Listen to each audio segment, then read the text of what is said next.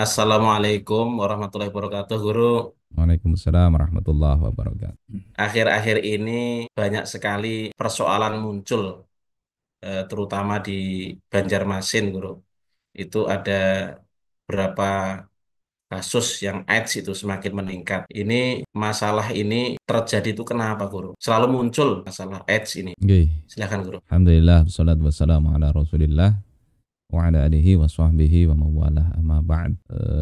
Sebetulnya bukan selalu muncul ya, tapi selalu bertambah kasusnya. Kenapa selalu bertambah? Ya karena penyebabnya itu dibiarkan atau tidak terselesaikan. Kalaupun ada upaya, upayanya itu tidak menyentuh ke akarnya, yakni misalnya sekedar ada kondomisasi, penyuluhan dan sebagainya. Sementara penyakit AIDS ini kan penyakit yang tidak ya sampai sekarang belum bisa disembuhkan yang saya ketahui begitu. Ya, kecuali mati orangnya baru berkurang. Tapi kalau tidak kan yang penyebabnya ini senantiasa berjalan, orang bertambah, yang sembuh tidak ada. Sehingga memang ya selalu meningkat di mana-mana. Ini kalau dilihat dari kasusnya ini, itu tidak hanya sebenarnya tidak hanya di Banjarmasin, Guru ya, tapi Nggih, nggih. bisa ke tempat yang lain, kabupaten yang Ya, di lain, kota yang Indonesia dan lain. di mana-mana itu ada itu. Nggih. Nah, ini yang utama, Guru. Ini apa dulu yang harus diselesaikan dari yang ada ini, nah, yang mendesak dulu, yang diselesaikan itu apanya dulu? Nggih, terkait penyebabnya yang jelas ya. Penyebab itu cari dulu akar persoalannya apa. Jadi kalau kita lihat AIDS ini kan bisa karena hubungan seksual, ya kebanyakan hubungan seksual antar sesama jenis ya. Kemudian penyebarannya itu karena banyak perzinaan, berzina Hmm, dengan orang yang kena AIDS, maka ini perlu diselesaikan problem ini. Kemudian yang ketiga, pemakaian jarum suntik. Nah, yang keempat itu oke. penyebab-penyebab yang orang kadang tidak tahu. Istri baik-baik Hmm, aja di rumah, suaminya jajan di luar. Kemudian hmm, ya tidak sadar menulari istrinya yang tidak tahu apa-apa. Istrinya kemudian hamil, hamil kemudian anaknya ketularan dari ya bapak yang tidak bertanggung jawab. Sebaliknya kadang mungkin istri bisa selingkuh, ya suaminya tidak tahu-tahu ketularan dari istrinya yang selingkuh dengan hmm. lelaki yang kena AIDS. Atau tadi pemakaian jarum suntik, banyakkan narkoba bersama-sama misalnya. Jadi penyebab-penyebab ini yang penting untuk diselesaikan. Eh, Kalau di Banjarbaru sendiri ya, itu kan lokalisasi sudah dihapuskan. Tetapi kan memang sedikit bisa menyelesaikan masalah.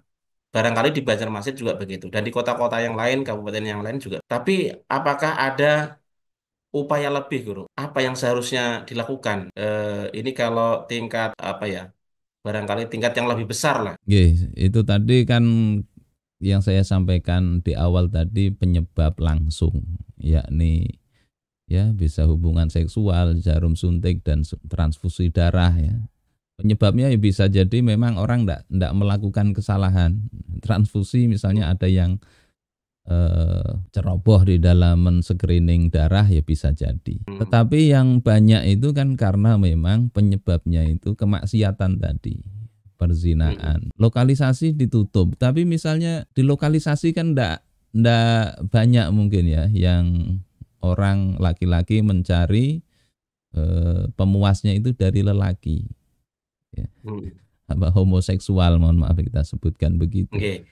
Nah, yang banyak penularan itu kan dari situ, dari kaumnya Nabi Lut itu aktivitas yang melakukan seks sesama Hmm. jenis. Dari situ sehingga kalau ini tidak diselesaikan maka ya bisa kita lihat ya senantiasa meningkat jumlah ini. Eh, ini artinya untuk menyelesaikan ini tidak hanya dari sisi ditutupnya lokalisasi, tetapi harus lebih daripada itu. Misalnya seperti perangkat hukum sehingga pelakunya pelakunya ini menjadi jera. Oke, betul.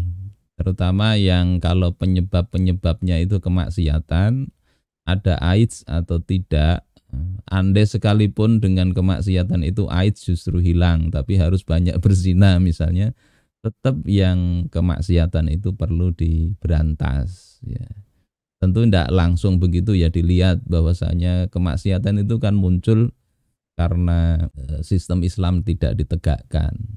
Perzinaan kenapa jadi? LGBT kenapa ada? Karena ya tadi, pertama cara filosofi kehidupan kita ini kan tidak didasarkan Islam. Sehingga Hmm. ketika pendidikan juga tidak diarahkan bagaimana memperkuat keimanan mereka, ketakwaan mereka, tidak diajarkan bagaimana pergaulan yang benar.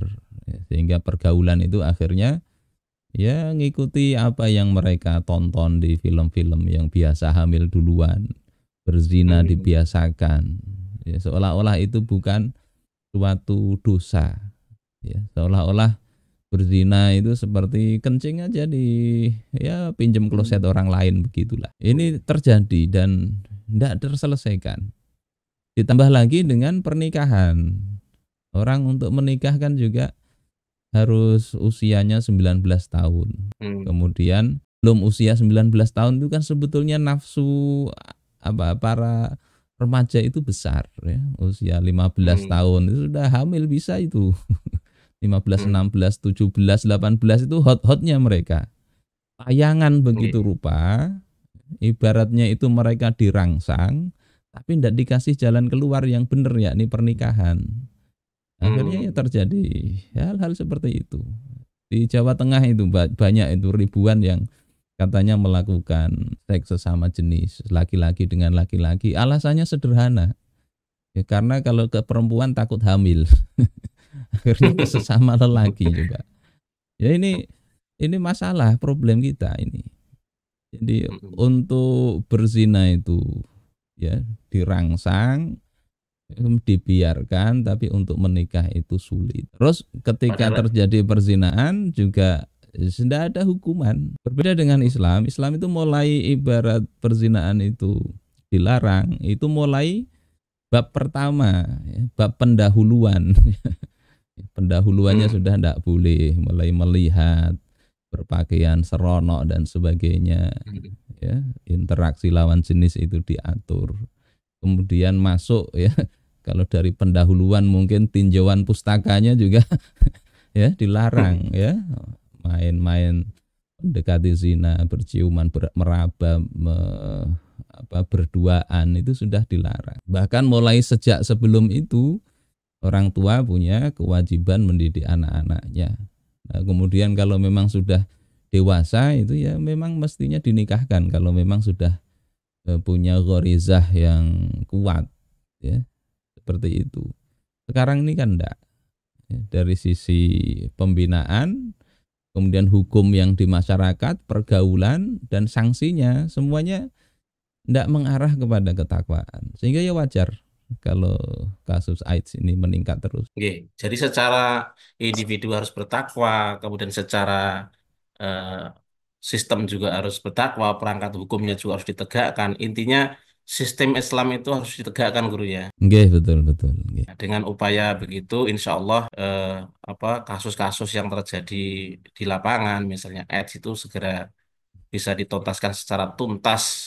Demikian, Guru, perbincangan kita pada kesempatan hari ini. Terima kasih, Guru. Nggih, sama-sama nggih. Oke, kita akhiri dengan Assalamualaikum warahmatullahi wabarakatuh. Waalaikumsalam warahmatullahi wabarakatuh.